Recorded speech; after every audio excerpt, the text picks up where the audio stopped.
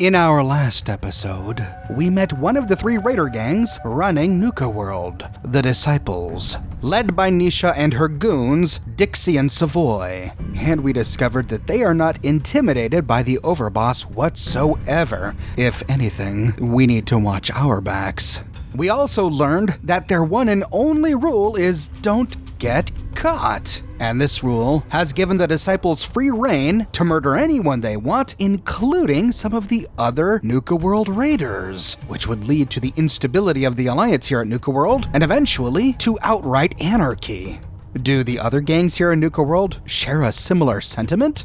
To find out, we need to interview them, and we'll start by talking with the operators. We find the operators inside the parlor, which before the war was used for dinner plays. And as soon as we enter, we begin to overhear a conversation.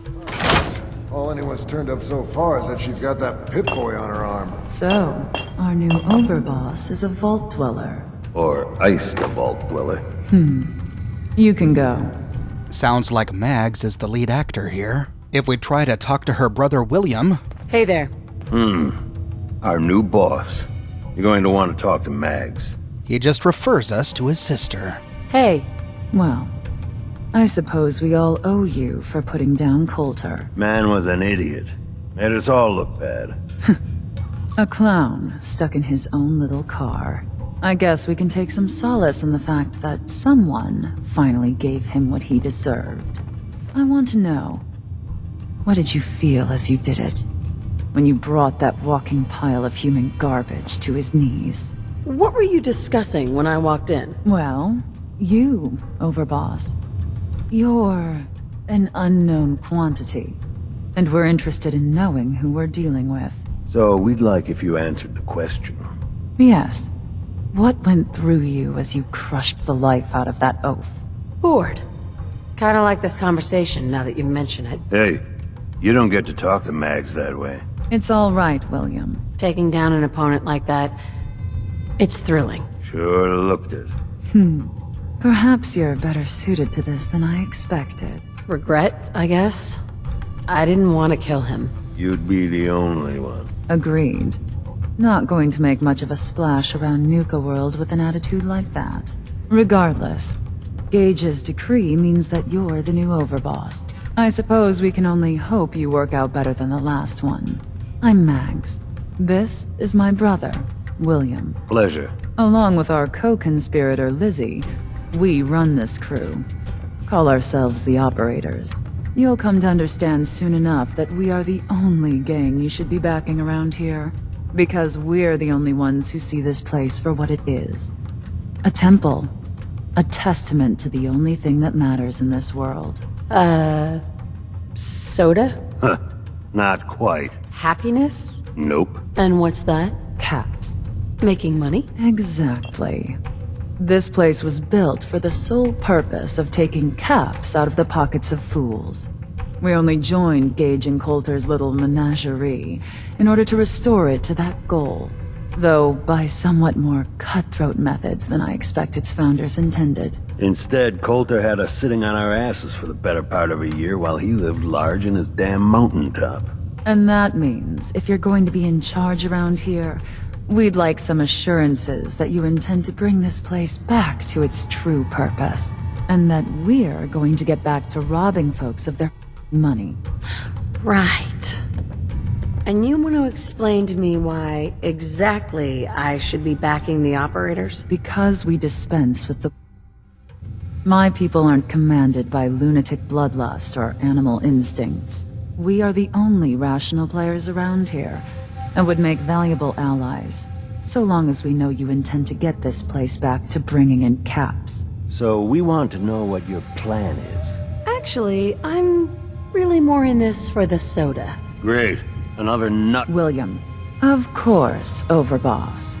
I'm sorry. That sounds like a demand. I'm the overboss around here, and I'll do whatever the hell I want. Of course, boss. Whatever you say. My goal is to use this place to make all the money I can. Well, it's about damn time. I look forward to seeing your claims put into action. So, you're welcome in the parlor whenever you like. Make yourself at home. And if you think you might be interested in running some jobs for us, you just come speak to me, and we'll all be anxiously awaiting getting this place back to doing what it does best. Whereas the disciples are more concerned with violence and murder, the operators are primarily concerned with caps. We impress them most by promising them all the money they could ever wish, but ultimately our answers during this conversation have no impact on the ending. But now to explore this theater, to see if we can find any clues about what goes on behind the scenes. The dinner theater tables are bedecked with goods. We find a Nuka-Cola cherry, and we can try to talk with William, who sat down nearby. Hey, William. Mags always saw the potential in this place, and she doesn't steer us wrong.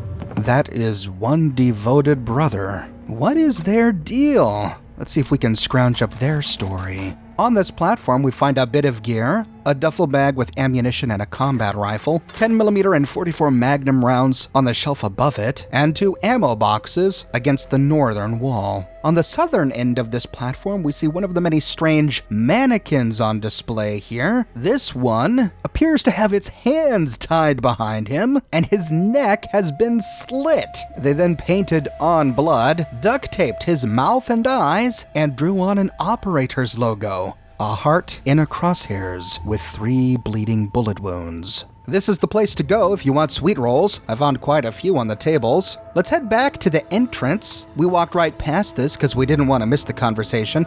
We find 2 Nuka-Cola machines to the south, and this one is magical.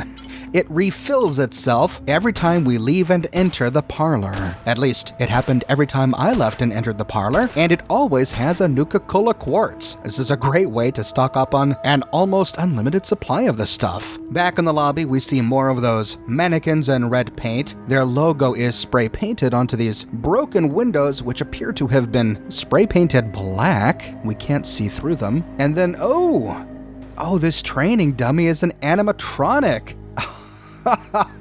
And he's got 2 stabbing knives. Thankfully, no matter how close we stand to this thing, he can't actually hurt us with his stabbing knives. Behind the counter, we can loot a Nuka-Cola Dark and some dirty water in a box on the ground. Heading back into the theater, we find an elevated dining room to the north. Here we see another one of those animatronic knifing dummies. And this is a great place to hit for ceramic. A whole lot of plates and vases. There's 1 Nuka-Cola on a table here, and this opens up through a door to the north into a large room, which is now used by the operators as a bit of a barracks. Each of these beds has a footlocker at the foot of the beds. We find a box of bobby pins on a nearby shelf with some .50 caliber ammunition, and that's about it for this room. Heading back out, we can turn around and into a hallway. This hallway connects to a kitchen and 2 bathrooms. In the women's bathroom, we find randomized loot in a mirror, and the same for the men's bathroom. Nothing really of interest in here. So moving on into the kitchen, we find a first aid kit on the wall, and then 4 refrigerators side by side. A Nuka-Cola in one. In the second one at the bottom, we see blocks spelling the words, "Hi, Mom," and a dismembered, bloodied right hand waving at us. Ugh. For all their talk about money and civility, sounds like they do have a brutal, if playful, raider side. There's not much in the other 2 refrigerators, except for a box of dirty water in the bottom shelf of the last one. There's a cooking station here, and a whole bunch of dishes and other cooking utensils all over the counters. Towards the south end of one of these counters, we find a pile of human guts, including entrails. Oh. And this is right next to a knife-wielding animatronic slicing up some hanging meat. Lovely. There's a box of bobby pins on a nearby shelf, and then a chemistry station in the middle of the kitchen. The kitchen opens up through a door into a room to the west, and here we find Lizzie Wyeth walking around. Walking around this place at night? Even without the bodies, it's hard to believe they ever let children in here. So much money spent on this place, just to hawk some soda. Sad, don't you think? I wonder how much of Gage's little plan to replace Coulter wasn't just to make sure the bosses didn't take his head off, too. Lizzie. Would kill for an actual lab, though it hasn't helped yet. I always thought the parlor was a bit garish, but Mags and William have taken a shine to it, and to 2 trump 1, I guess. So we can't actually have a conversation with her. I guess she'll become important later on. After she leaves, we can inspect the place. There's loot in a red toolbox on a nearby shelf, and at the bottom, a recording. Persuasion Test 8. So this will be Test 8, Persuasion Formula. Our subject here. What'd you say your name was again? You, Lizzie. When my crew finds out about this, they're gonna wear your skin. Okay, we're just gonna call you 8. 8, would you please stop talking? Go to hell. As you can see, 8 is currently not receptive to my suggestions. Now, deploying the formula.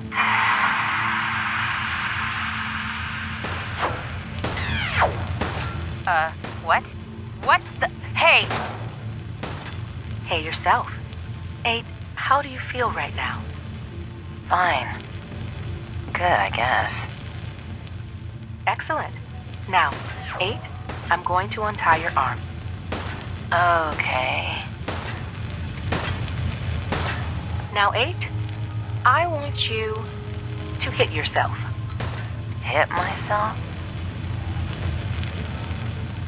Please.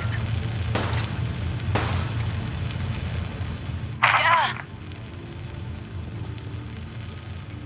Again, please. Harder this time. Ah! That's perfect. Thank you, 8. You can stop now. Thank you. You're welcome. 8, I'm going to untie you. Now, if you wouldn't mind. 8! What are you... Are you an idiot? Did you really think that would work? I'm gonna eat your... Thank you, William. I'm going to need a minute before you bring in number 9. So the operators are trying to create persuasion drugs, and they're experimenting on the other raiders. So the disciples aren't alone. The operators, at least, are also covertly murdering the other raiders, but not just wantonly. They're conducting experiments. I wonder if they ever perfected their recipe, if we can ever get our hands on their persuasion drugs.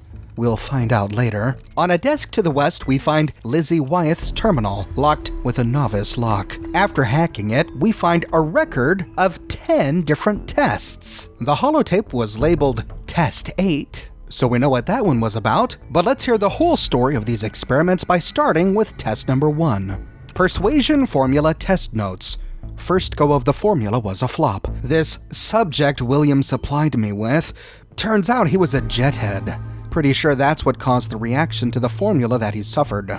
Killed himself with seizing. Broke some of my equipment in the process. We'll need to account for that in future batches. Don't want to have to replace this stuff again. Just hope I didn't risk my neck sneaking into the far reaches of the Galactic Zone for nothing. Wow, Lizzie snuck into the Galactic Zone by herself before we cleared it? That's actually really impressive. These operators must have some serious stealth skills. In the next one, Test 2, Progress. Second subject was another heavy drug user. What else are we going to find around here? But no seizures this time. Spraying the target with the formula, however, doesn't seem to have made persuading her any easier. Now, once I injected it, I feel like she started listening more attentively, but it was hard to tell over the screaming. On to Test 3, I suppose. So they are experimenting on the other raiders here, for lack of another alternative. They are just the easiest and most convenient subjects to nab. In Test 3, finally, some real results. This subject was older, female, in her 40s. Looks like some kind of farmer or something equally awful. Applied the gas and for a good minute was able to get her to agree with a series of increasingly less reasonable requests. Hand me that pen, take off your shoes, take off your clothes. She balked when I asked her to start mutilating herself, but still, progress. Going to have William prepare a room.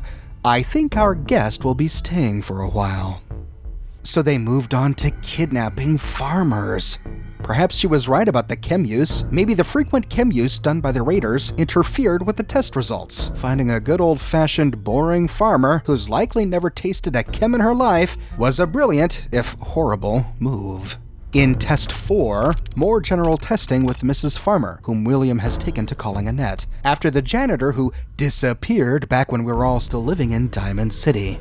Progress continues, though I'm finding that persuasion is still crucial to getting what I want. If I can't sell why my demands are a good idea, there's a little chance for my suggestions to take hold. However, when offered correctly, I've managed to get Annette to put herself at greater and greater risk. Particular fun was when I succeeded in convincing her to pick the pocket of a disciple in the market. The disciple managed to take a chunk out of Annette before I could intervene. But nothing some gauze and antiseptic couldn't patch up. Made sure to give Disciple's description to William. Can't stand it when people damage my toys. So Lizzie and the Black siblings are from Diamond City? Where at one time they murdered, presumably a janitor? What, from the upper stands? Based on their behavior, but we don't remember seeing any members of the Black family in Diamond City, or even any rumor of these people. In the next one, Test 5, decided it was time to run a real test of the formula. I'd order Annette to do a task outside the parlor, unsupervised, give her the chance to run and see if she'd actually return. First step was, of course, getting her into a state where she'd want to run. After a few days of pain, I gave her a dose and asked her to collect some ingredients for me from the market. All by herself. Almost. William was watching from the rooftop, just in case she did decide to run. And so we sat.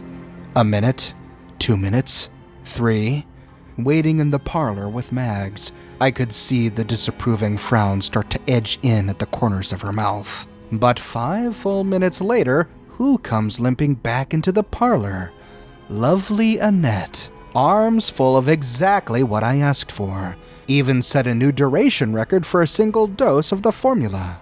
Now, unfortunately, the wounds she'd sustained during our prep ended up getting the best of her not long after. But still, we all knew a success when we saw one. So the formula works, but they killed Annette. And we're only on test number 5. How many more farmers have they killed? In the next one, Test 6. After our positive results with Annette, Mags requested some broader testing. First up, the market. While perusing Maddox's stall, I let a canister slip out of my bag. Not sure if it was the noise, smells, or a dozen other possible issues, but the test went nowhere. Maddox responded to exactly 0 of my demands. I was hoping I could finally do the whole park a favor and get him to cut off that ugly top knot. Seems like it was not to be. We remember Maddox from my second video in this series, and yes, he does have an ugly top knot. In Test 7, more failure. Mags wanted to see if we might be able to perhaps use the formula to get one of the local Brahmin trains to favor us with some additional supplies, but with no success. Another scenario to cross off the list. In Test 8, this batch has apparently gone bad without me realizing it. Got the bruises to show for it. This is her response to the events we heard in the recording of Test 8 that we listened to a moment ago, where she tried kidnapping and experimenting on another raider. In Test 9, finally another success. William brought me in another farmer who responded much the same as Annette did. A thread to follow, it would seem. And finally, in Test 10, and we have our results. Caravans, no. Markets, no. But settlements, it would appear, are what this formula was made for. Maybe it's the exhaustion brought on by manual labor, or the bad water, but something about that environment, Annette's wretched environment, appears to favor the gas. I decided I'd track my way back to Test Subject 9's little dirt pit and see what I could get to happen when I deployed the gas. Before I knew it, I had them feeding me their winter stores, handing over whatever caps they had, and ultimately convincing them that their Brahmin sty was better in my hands. Off they shuffled, sad but unable to refuse, and the looks on their faces. Truly something to behold. So wait a minute, they developed a persuasion gas that only works on farmers in settlements? Well, it looks like if we favor the operators, we'll have a lot of stealing from settlements in our future. Heading back out to the theater, we find a few more doors up on the stage. There's a master-locked door to the west, and inside we find a tiny bedroom. There's a footlocker at the foot of the bed, and behind it, a cap stash. There's a tactical pack automatic rifle on a desk. They must have stolen this from one of the pack raiders they kidnapped and experimented on. Next to this is another cap stash, and we can loot a mirror and a chem cooler on the ground. There is another desk next to this, and on it we find 2 holotapes. Maggie, it's your mother. Maggie, it's your mother. I want you to know your father and we take no pleasure in this decision. But at this point, we don't have a choice. You and Bill have dragged the black name through the muck for the last time. What they say you two and that Wyeth girl did to those classmates of yours. True or not, defending you both again and again. It's gotten to the point we can barely do business in this town anymore. You two have cost us so much. And are you repentant? Are you sorry? Of course not. Well, we are through defending you. You're going to accept the exile the town demands. You're going to leave Diamond City for good. And you will never, ever see another cap from your father or I again. You had every chance in the world to make this right, Maggie. Well, we are done giving you chances. So they did come from Diamond City, and it sounds like they were from the upper stands, but their own parents kicked them out. The next one, Mother, it's Mags. Mother, it's Mags. Thank you so much for your tape. It kept William, Lizzie, and I very entertained during our time in the holding cell. We found the part about refusing us our inheritance particularly amusing, because that money is ours. Years we spent under your thumb, trying to be the perfect little dolls you always wanted. Both have the scars to prove it. So if you think we didn't earn every cap that's due to us, then you're even dumber than I thought. We're coming for those caps, and there's nothing you can do to stop us. And the implications of this are horrifying. We don't find any record of the Black family in the upper stands, let alone in Diamond City, because Mags, William, and their friend Lizzie took their inheritance. How? My bet is by murdering their own parents. This adds disturbing significance to the blocks we found in that fridge that spelled, "Hi, Mom." On this desk is Mags Black's terminal, locked with an expert lock. After hacking it, we find 6 entries. Major players, Nuka World. The first, Nisha from the Disciples.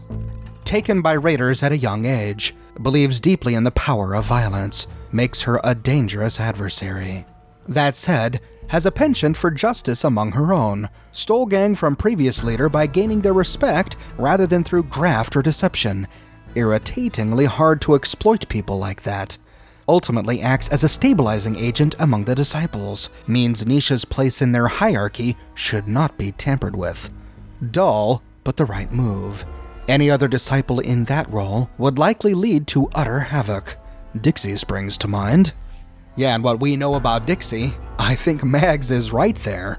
So the operators are all about stealth, surveillance, covert operations. Her spy was informing her about the sole survivor when we walked in, and we see that her spies have taken detailed notes about the leadership of the other gangs, which is now very valuable information for us. In the next one, Dixie of the Disciples, true psychopath. Clever, devious, bloodthirsty. Suspect she's responsible for the death of at least 3 operators since our arrival. Very likely more. And again, right on, Mags. Got another one right. Takes and treasures souvenirs from her victims. Someone meddling with her toys might be able to get her to do something rash, should the need arise. Granted her current position by Nisha, probably to support the girl's vanity. Much less likely to turn on her boss if she thinks she's respected.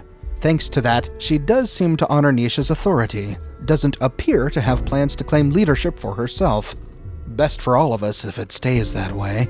In the next one, Savoy of the Disciples. Nisha's enforcer, fiercely loyal. Likely the only reason the man's been given a place of prominence among their little coven. Huh, that does raise a good point. The Disciples do appear to have more women members than men. I wonder why that is. Had one of our girls attempt to seduce him, see if we might be able to sway him as a contact, but to no avail. Had one of the boys try too. Similar results. Suspect he's probably working for/with the only person he has eyes for. That would explain the loyalty. Next is Mason of the Pack. Current Pack Alpha displaced his two predecessors by tarring and feathering them, then sending them out into the wastes. Pack law states members can only shame one another, never kill. Both former alphas were never heard from again after being given the boot. Acquiring proof of their deaths could be useful leverage. We'll send out a search party, see what they can turn up. Otherwise, the man's more of a nuisance than a threat, like the rest of the pack. So Mags does not have much respect for the pack. We'll probably learn why when we interview them in our next episode. In the next one, Gage, unaffiliated, one half of the alleged masterminds behind the Nuka World plan, clearly as much of a rube as the rest of us. It does seem like he honestly believes in Coulter. Now, though, he just seems worried he's gonna share Coulter's fate if things don't get back on track. He's not wrong. He undoubtedly moved on this new overboss to protect his own neck. However, the man genuinely does appear to believe that Nuka World can be used to make us all rich, so he does have some value. Whew. Looks like we went through the gauntlet just in the nick of time. If we hadn't killed Coulter, these bosses would have killed Coulter and Gage. And in the last one, Coulter, idiot. No one's problem anymore. Mags is clever, well-informed, and calculating. And in some ways, that's scarier than the barefaced brutality of Nisha. There's an advanced locked wall safe on the wall nearby. Inside we find quite a stash of ammunition. Then there's a first aid box on a nearby table, and another bed. This must be William's bed, and Mags is the one opposite.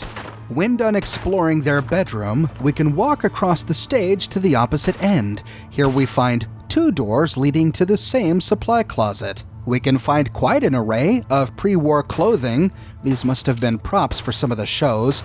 Hats on a nearby shelf, lots of glasses, even a tuxedo. And on one of the shelves we find two notes. The first, good-looking guy's note. Hey, I know you're operator and I'm Pack, but that ain't mean we can't be friendly or whatever. I saw the way you were looking at me. I'm open for crossing enemy lines, if you know what I mean. Meet me in the hub after sundown. I know a place we can go. That good-looking guy with the blue hair. All right, we got some Montague Capulet thing going on here. In the note right next to it, pissed off guy's note. Very funny.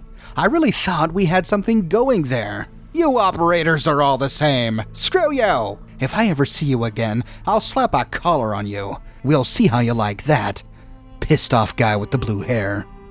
I really wish we knew what this operator did to the poor guy. But we get the impression that the disdain that Mags has towards the pack may be shared by all of the operators. Perhaps the entire tribe thinks that the pack members are beneath them.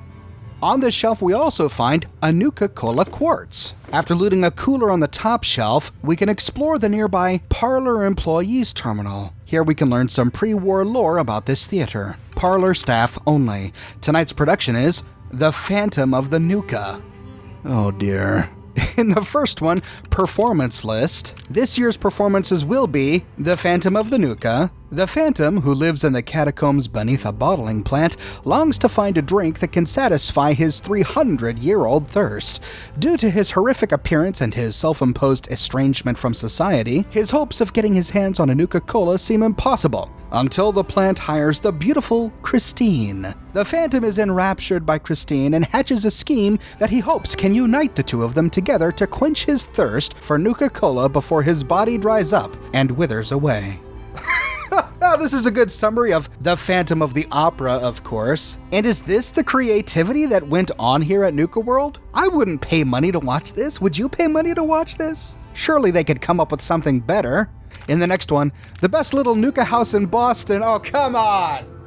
Miss Nona Strangely runs the Nuka House, a soft drink establishment that she built outside of Boston. She wants to serve all of the locals delicious Nuka-Cola 24 hours a day. But a crusading television reporter who thinks milk is healthier for your body wants to shut her down. It's up to Miss Strangely and her friend, the local sheriff, to stop the reporter in his tracks before it's too late.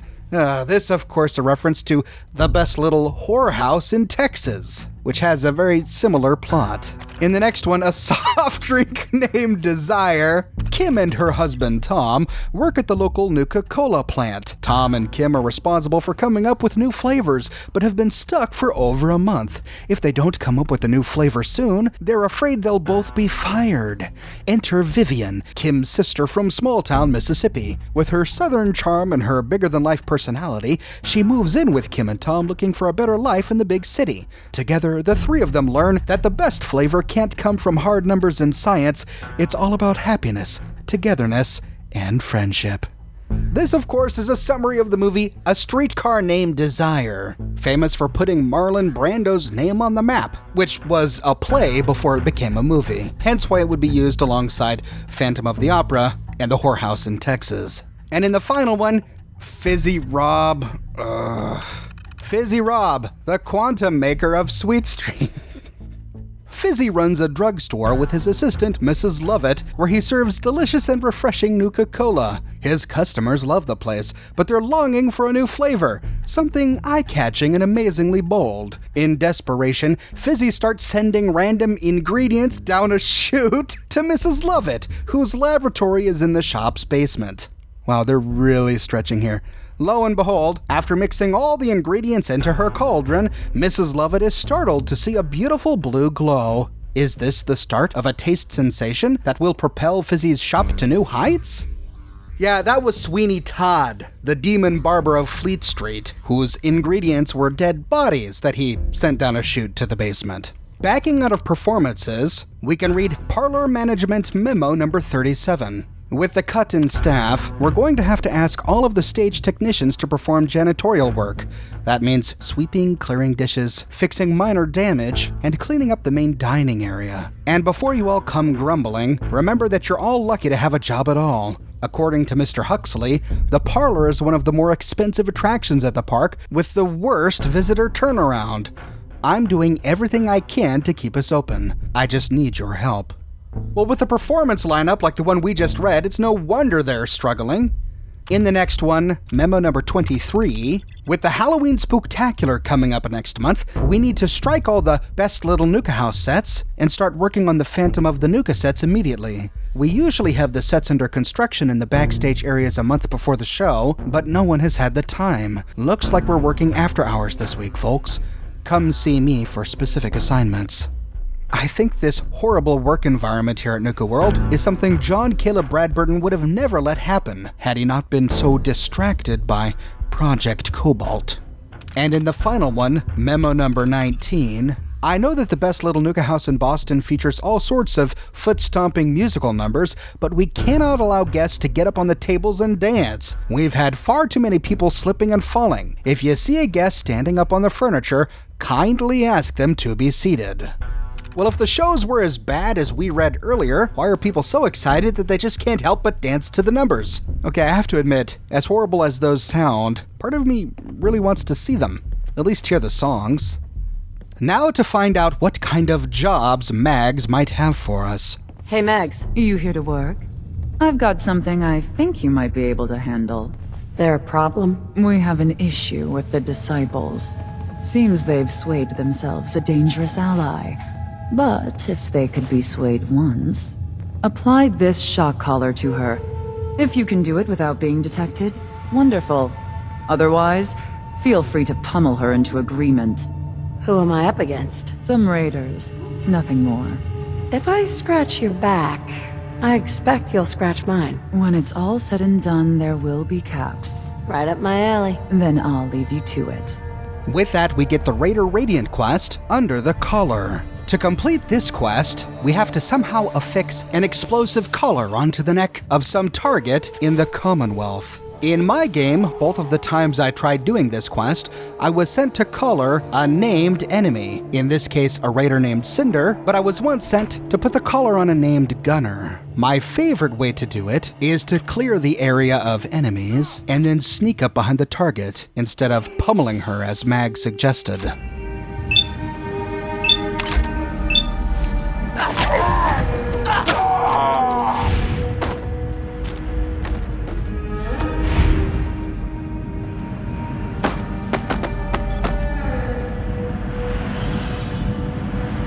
No need to hide. It'll all be over soon. No sign of him now.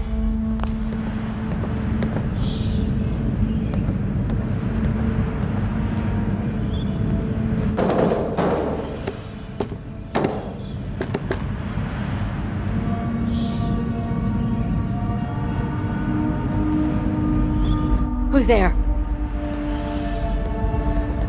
I swear I must be going crazy.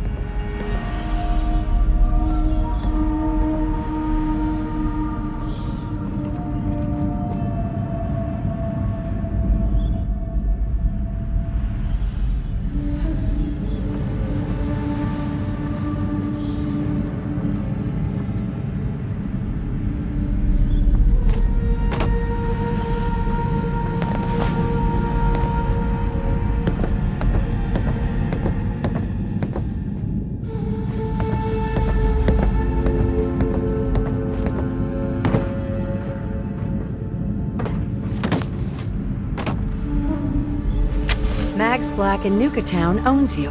Get moving. And with that, the target runs off. Now that her life is threatened if she doesn't comply, she beelines all the way to Nuka World. We don't ever actually see Cinder again, but we can presume that she now works in the slave pens. Back at the parlor, we can check the magic Nuka-Cola machine, and sure enough, it's filled itself up again and spawned another Nuka-Cola quartz. Then we can turn the quest in to Mags. It's done. The Overboss returns, alive and well enough. Take this. Payment for services rendered. You know, boss, there is another task I think might pique your interest. There a problem? The Pack continue to be a thorn in our side. We've acquired the name of a target they appear to value. I want this target put in an early grave. Who are we talking about here? Some raiders, nothing more. Think I'm gonna enjoy that. Excellent. Best of luck. And with that, she gives us the fourth possible Raider Radiant quest, a permanent solution. This one is simple. We just have to assassinate someone. And in this case, I was sent to Beantown Brewery. In this particular game, I haven't killed any of the Raider bosses like Tower Tom. So I was sent to go take care of Tower Tom. After sneaking in and dealing with his guards, we can wait until we're hidden and follow him. Can't keep doing this forever. One last haul, then I'll call it quits.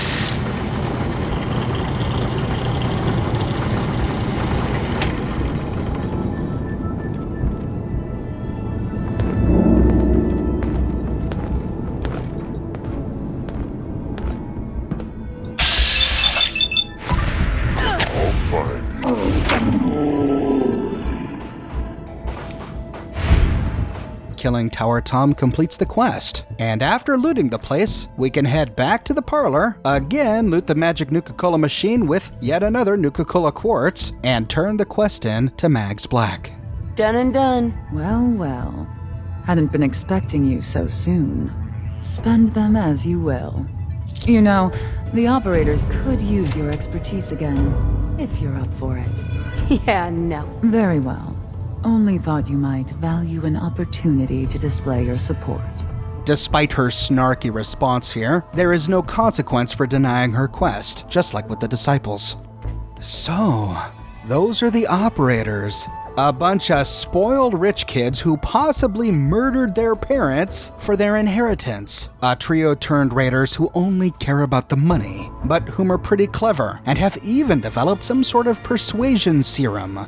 2 down, one to go. Our next task is to head on over to the Bradburton Amphitheater to meet Mason, the pack leader, and to learn all about his raider gang. A task we will tackle in tomorrow's episode. I publish new videos each and every week, so if you want to make sure you don't miss that episode, be sure to subscribe and to click that bell notification button. I have a shirt shop, folks, with completely unique designs that you can't find anywhere else. My designs come on shirts in a variety of both men's and women's sizes and in a wide array of colors. You can also find the designs on other products, smartphone cases, mugs, posters, prints, pillows, etc. So if interested, you can find a link to my shop in the description below, or you can click here. If you like what I do and you want to support me in a more personal way, consider becoming one of my patrons on Patreon. But more than anything, I'm just so glad you're here watching this video with me today. Thank you so much for watching, and I'll see you soon with the next episode.